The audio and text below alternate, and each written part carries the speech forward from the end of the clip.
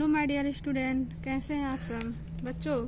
आज हम class 10th के इतिहास का तीसरे पार्ट का दूसरा पार्ट देखेंगे।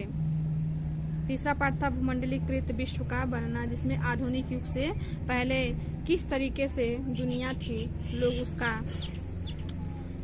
अतीत में जाते हैं और उसका सर्वेक्षण करते हैं, और फिर किस तरीके से रेशम मार्ग से सारी दुनिया एक तरीके से जुड़ती है, और फिर भोजन की यात्रा किस तरीके से एक भोजन यानी कि व्यापारियों के द्वारा जो खाने पीने की चीजें होती थी या फिर बीमारियां होती थी या कोई भी चीज होती थी, वो एक दूसरे के संपर्क से एक क्षेत्र से दूसरे क्षेत्र में फैल जाती थी।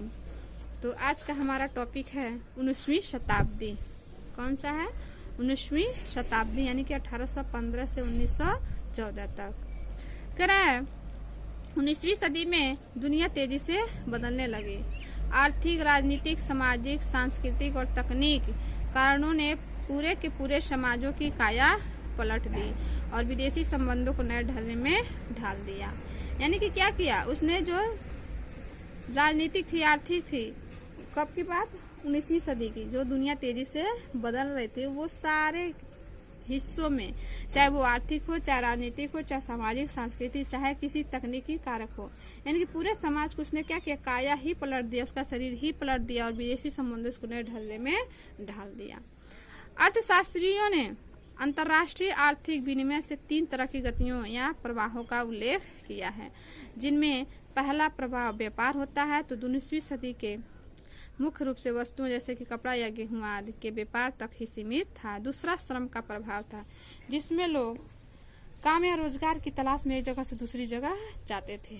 और तीसरा प्रभाव पूंजी का होता था। पूंजी यानी कि पहला व्यापार, दूसरा श्रम और तीसरा पूंजी, जिसे अल्प या दीर्घ अवधि के लिए दूर दराज के इलाकों में निवेश कर दिया जाता था, यानी कि खर्च किया जाता था।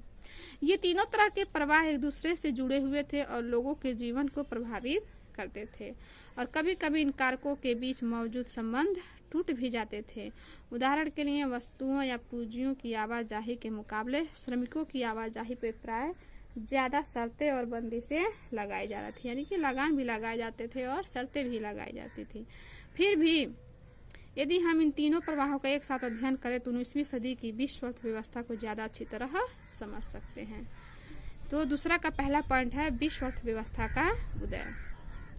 करा कि इस विषय को समझने के लिए सबसे पहले औद्योगिक यूरोप में खाद्य उत्पादन और उपभोग के बदले रुझानों पर विचार करेंगे, जो बेहतर होगा, यानी कि जिस पे सबसे ज्यादा रुझान था उस पे विचार करना सबसे बेहतर होगा। और सामान्य रूप से सभी देश भोजन के मामले में आत्मनिर्भर होने का प्रयास करते रहे। लेकिन 19वीं सदी के ब्रिटेन की बात अलग थी। अगर उस समय ब्रिटेन खाद्य आत्मनिर्भरता के रास्ते पे चलता तो वहाँ के लोगों का जीवन स्तर गिर जाता और सामाजिक तनाव फैलता। यानी कि अगर वह खाद्य अपने स्वयं आत्मनिर्भर हो जाते तो वहाँ का जो जीवन स्तर रहता वह गिर जाता और जो सामाजिक तनाव होता वो सबसे ज्यादा फैलता। करा कि 18वीं सदी के आखिरी दशकों में ब्रिटेन की आबादी तेजी से बढ़ने लगी। कहाँ की? ब्रिटेन की। नतीजा देश में भोजन की मांग भी बढ़ी, यानी कि जब आबादी बढ़ेगी तो खाने पीने की चीजें भी बढ़ेंगी। जैसे जैसे शहर फैले और उद्योग बढ़ने लगे, कृषि उत्पादकों की मांग भी बढ़ने लगी। कृषि उत्पाद महंगे होने लगे, यानी कि जो खाद्य सामग्री थी वो महंगे होने लगे। और दूसरी तरफ बड़े भूस्वामियों के दबाव में सरकार ने मक्का के आयात पर भी पाबंदी लगा दी, यानी कि मक्का आयात नहीं होगी, नहीं लाया जाएगा। जिन कानूनों के सहारे सरकार ने पाबंदी लगाई थी वह कार्ल ला यानी कि मक्का कानून कहा जाता था। खाद्य पदार्थों की ऊंची कीमतों से परेशान उद्योगपतियों और शहरी बंदिशों ने सरकार को मजबूर कर दिया कि वह कर ला को फौरन समाप्त कर दे। यानी कि जो खाद्य पदार्थ थी उसकी ऊंची कीमत से परेशान जो उद्योगपति थे और शहरी बंदिशों थे, उन्होंने सरकार को मजबूर कर दिया जो मक्का कानून लगाए हैं उसे समाप्त कर दिया जाए। फिर कर ला के निरस्त हो जाने के बाद बहुत कम कीमत पे खाद्य पदार्थों का आयात किया जाने लगा। आयातित खाद्य पदार्थों की लागत ब्रिटेन में पैदा होने वाले खाद्य पदार्थों से भी कम थी और फलस्वरूप ब्रिटिश किसानों की हालत बिगड़ने लगी, क्योंकि वे आयातित यानी कि जो माल लाया जाता था कीमत का मुकाबला नहीं कर सकते थे और विशाल भूभागों को खेती बंद हो गई। हजारों लोग बेरोजगार हो गए और गांव से उजड़ करके वे या तो शहरों में या दूसरे देशों में जाने लगे। यानी कि जो उनका आयातित माल था उसकी कीमत का मुकाबला वो नहीं, यानी कि जब बाहर से माल आती है तो जाहिर सी बात है कि वो महंगा मिलेगा। कि जब खाद्य पदार्थों की कीमतों में गिरावट आई तो ब्रिटेन में उपभोग का स्तर बढ़ गया। जब खाद्य पदार्थ में गिरावट आई तो उपभोग का स्तर बढ़ने लगा और 19वीं सदी के मध्य से ब्रिटेन की औद्योगिक प्रगति काफी तेजी रही, जिससे लोगों की आय में वृद्धि होने लगी और इससे लोगों की जरूरत भी बढ़ने लगी और आय खाद्य पदार्थों का और भी ज्यादा मात्रा में आयात होने लगा। फिर पूर्वी यूरोप और रूस, अमेरिका और ऑस्ट्रेलिया, दुनिया के हर हिस्से में ब्रिटेन का पेट भरने के लिए जमीनों को साफ करके खेती की जाने लगी। यानी कि जो भी क्षेत्र खाली थे वहाँ पे ब्रिटेन के लोगों का पेट भरने के लिए वो क्या किए, जगह खाली करने लगे और फिर खेती करने लगे। खेती के लिए जमीन को साफ कर देना ही काफी नहीं था, खेतिहर इलाकों में बंदरगाहों से जोड़ने के लिए रेलवे की भी जरूरत थी और ज्यादा तादाद में माल ढुलाई के लिए नहीं, गोदियां बनाना और पुरानी गोदियों को फैलाना जरूरी था। जब जमीनों पर खेती करने के लिए आवश्यक था कि दूसरे इलाकों के लोग वहां आकर के बसे, यानी नए घर बनाए और नई बस्तियां बनाना भी शुरू करें। इन सारे कामों के लिए पूंजी और श्रम की जरूरत थी और इसके लिए लंदन जैसे वित्तीय केंद्रों से पूंजी लाने लगी थी। यानी कि जब उसको जरूरत पड़ा तो वह लंदन से पूंजी का आयातित करने लगा। अमेरिका और ऑस्ट्रेलिया जैसे जिन स्थानों पर मजदूरों की कमी थी वहां लोगों को ले जाकर के बसाया जाने लगा और श्रम का प्रवाह होने, यानी कि जहाँ पे मजदूर की कमी थी, जहाँ पे बस्ती की कमी थी, वहां से जहाँ पे संख्या अधिक थी वहां से लोगों को वहां पे शिफ्ट किया गया और फिर धीरे धीरे वहां पे लोगों का प्रवाह होने लगा। 19वीं सदी में यूरोप के लगभग 5 करोड़ लोग अमेरिका और ऑस्ट्रेलिया में जाकर के बस गए। माना जाता है कि पूरी दुनिया में लगभग 15 करोड़ लोग बेहतर भविष्य की चाह में अपने घर बार छोड़कर दूर दूर के देश में जाकर के काम करने लगे। यह चित्र दिखाया गया है अमेरिका को रवाना होते प्रवासियों में लदे जहाज का चित्र, यानी कि जो अमेरिका के लिए जा रहे हैं। ये भी एक चित्र है, जहाज पर चढ़ने का इंतजार करते आए, यानी कि जो जाने वाले हैं दूसरे इलाकों में वो इंतजार कर रहे हैं। फिर करा कि 1990 तक एक वैश्विक कृषि अर्थव्यवस्था सामने आ चुकी थी और इस घटनाक्रम के साथ ही श्रम विस्थापन, रुझानों, पूंजी प्रवाह, पारिस्थितिकी और तकनीक में गहरे प्रभाव आ चुके थे। अब भोजन की आसपास के गांव या कस्बे से नहीं बल्कि हजारों मील दूर से आने लगा था। अब अपने खेतों पे खुद काम करने वाले किसान ही खाद्य पदार्थ पैदा नहीं कर रहे थे। अब यह काम ऐसे औद्योगिक मजदूर करने लगे जो समतो हाल ही में वहां आए थे और ऐसे खेतों में काम कर रहे थे जहां महज एक पीढ़ी पहले संभवतः ठेठ जंगल रहे हों। यानी कि वो ऐसे जगह काम कर रहे थे जहां पर पहले से जंगल था, फिर उसे नई पूंजी के रूप में वह खेत तैयार किए जा रहे हों। खाद्य पदार्थों को एक जगह से दूसरी जगह पहुंचाने के लिए रेलवे का इस्तेमाल किया जाने लगा और रेल का नेटवर्क इसी काम के लिए बिछाया गया। यानी कि जो रेलवे नेटवर्किंग थी वह खास करके इसी काम के लिए बिछाया गया था जो किसानों को खाद्य पदार्थ पहुंचा सके। पानी के जहाजों से इसे दूसरे देशों में पहुंचाया जाता था और इन जहाजों पर दक्षिण यूरोप, एशिया, अफ्रीका और कैरिबियाई द्वीप समूह के मजदूरों से बहुत कम वेतन पे काम करवाया जाता था। फिर बहुत छोटे पैमाने पर सही, लेकिन इस तरह के नाटकीय बदलाव हम अपने यहाँ पंजाब में भी देख सकते हैं।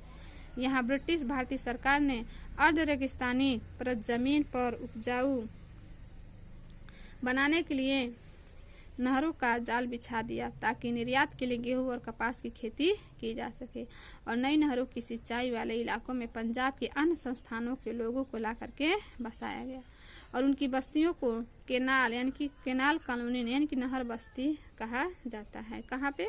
पंजाब में। फिर भोजन तो सिर्फ एक उदाहरण मात्र है। कुछ ऐसी कहानी कपास की भी रही जिसकी दुनिया भर में बड़े पैमाने पर खेती की जाने लगी थी ताकि ब्रिटिश कपड़ा मिलों की मांग को पूरा किया जा सके। रबड़ की कहानी भी इससे अलग नहीं है। विभिन्न चीजों के उत्पादन में विभिन्न इलाकों में इतनी महारत हासिल कर ली है कि 1820 से 1914 के बीच विश्व व्यापार में 25 से 40 गुना वृद्धि हो चुकी थी और इस व्यापार से लगभग 60% हिस्सा प्राथमिक उत्पादों यानी कि गेहूं और कपास जैसे कृषि उत्पादों तक कोयले जैसे खनिज पदार्थों का भी था। फिर धीरे धीरे तकनीक की भूमिका कैसे सामने आई। करा कि इस घटना में तकनीक की क्या भूमिका रही होगी। रेलवे, भाप के जहाज, टेलीग्राम, ये सब तकनीकी बदलाव बहुत महत्वपूर्ण रहे। उनके बिना 19वीं सदी में आए परिवर्तनों की कल्पना नहीं की जा सकती है। तकनीकी प्रगति अक्सर चौतरफा सामाजिक, राजनीतिक और आर्थिक कारकों का परिणाम भी होता है। उदाहरण के लिए औपनिवेशीकरण के कारण यातायात और परिवहन साधनों में भारी सुधार किए और तेज चलने वाली रेलगाड़ियां बनी, बोगियों का भार कम किया गया, जलपोतों का आकार बढ़ा जिससे किसी भी उत्पाद को खेतों से दूर दूर के बाजारों में कम लागत पर ज्यादा आसानी से पहुंचाया जा सके। यानी कि ये सारी जो चीजें बदलाव हो रही थी वह भूमंडलीकृत विश्व का बनना था। फिर करा कि मांस उत्पादकों के व्यवहार में इस प्रक्रिया का अच्छा अंदाजा मिलता था और 1870 के दशक तक अमेरिका में यूरोप के मांस का निर्यात नहीं किया जाता था। उस समय केवल जिंदा जानवर ही भेजे जाते थे जिसे यूरोप ले जाकर के ही काटा जाता था। यानी कि क्या होता था, जो जानवर आते थे मांस खाने वाले उनका भी निर्यात होता था, लेकिन जिंदा जानवर बहुत ज्यादा जगह घेरते थे और बहुत सारे को लंबे सफर में मर भी जाते थे या बीमार पड़ जाते थे। बहुतों का वजन गिर जाता था, वे खाने के लायक नहीं रह जाते। इसी वजह से मांस खाना एक महंगा सौदा हो गया और यूरोप के गरीबों की पहुंच से बाहर था। दूसरी तरफ ऊंची कीमतों के कारण मांस उत्पादन की मांग और उत्पादन में भी कमी आ गई और नई तकनीक आने पर स्थिति बदल गई। यानी कि पानी के जहाज में रेफ्रिजरेटर की जगह इस तकनीक स्थापित कर दी गई जिससे जल्दी खराब होने वाली चीजों को भी लंबी यात्राओं में ले जाया। यानी कि क्या हुआ, बदलाव हुआ। यानी कि जो जहाजों में खराब हो जाती थी तो जहाजों में क्या हुआ, फ्रिज का व्यवस्था कर दिया गया, फिर उसमें रख करके मांस को ज्यादा दिन तक सुरक्षित रखा जाता था। और इसके बाद तो जानवरों को यात्रा से पहले ही मारा जाने लगा। अमेरिका, ऑस्ट्रेलिया, न्यूजीलैंड सब जगह पे जानवर की बजाय उनका मांस ही रूप में भेजा जाने लगा। अब इससे न केवल समुद्री मार्ग में आने वाला खर्चा कम हो गया बल्कि यूरोप में मांस के दाम भी गिर गए और यूरोप के गरीबों को ज्यादा विविधतापूर्ण यानी कि हर एक विधि से खुराक मिलने लगी। और उनके पास सिर्फ आलू और ब्रेड होते, तब उनके पास बहुत सारे भोजन में मांसाहार और मक्खन, अंडे भी शामिल हो गए और जीवन स्थिति सुधरी तो देश में शांति स्थापित होने लगी और दूसरों देशों में साम्राज्यवादी मंसूबों को समर्थन मिलने लगा। फिर है 19वीं सदी के आखिर में उपनिवेशवाद क्या था। करेक्ट, 19वीं सदी के आखिरकार दशकों में व्यापार बढ़ा और व्यापार तेजी से फैलने लगा और यह केवल फैलते व्यापार और संपन्नता का ही दौर नहीं था। हमें इस प्रक्रिया के स्थान स्याह पक्ष को भी नजरअंदाज नहीं करना चाहिए। व्यापार में इजाफे और विश्व अर्थव्यवस्था के साथ निकटता का एक परिणाम यह हुआ कि दुनिया के बहुत सारे भागों में स्वतंत्रता और आजीविका के साधन छीनने लगे और 19वीं सदी के आखिर का दशकों में यूरोपियों की विजय में बहुत सारे कष्टदायक आर्थिक, सामाजिक और पारिस्थितिकी परिवर्तन आए और उन औपनिवेशिक समाजों को विश्व अर्थव्यवस्था में समाहित कर लिया गया। और फिर धीरे धीरे जरा अफ्रीका और मानचित्र को देखी कहा कि वहाँ के कुछ देशों की सीमाएं बिल्कुल सीधी लकीर जैसी हो गई और फिर उन्हें फुट्टा रख करके खींचा जा गया और दुर्भाग्यवश यही हुआ कि अफ्रीका पर कब्जे की कोशिश की जाने लगी और परंतु यूरोपीय ताकतों ने अपने अपने इलाके बांटने के लिए प्राय इसी तरीके का सहारा लिया और फिर 1885 में यूरोप के ताकतवर देशों की बर्लिन में एक बैठक हुई जिससे अफ्रीका के नक्शे पर इसी तरह की लकीरें खींच दी गई।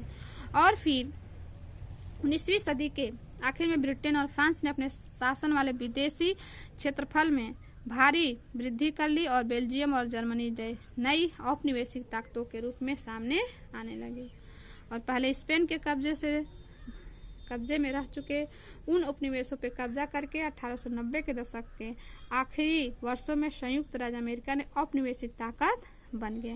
यानी कि क्या किया, फिर धीरे धीरे 19वीं के सदी के आखिरी में औपनिवेशिक अफ्रीका का मानचित्र जो है इसने फिर से अपने सारे साम्राज्य पे अपना शासन स्थापित कर लिया।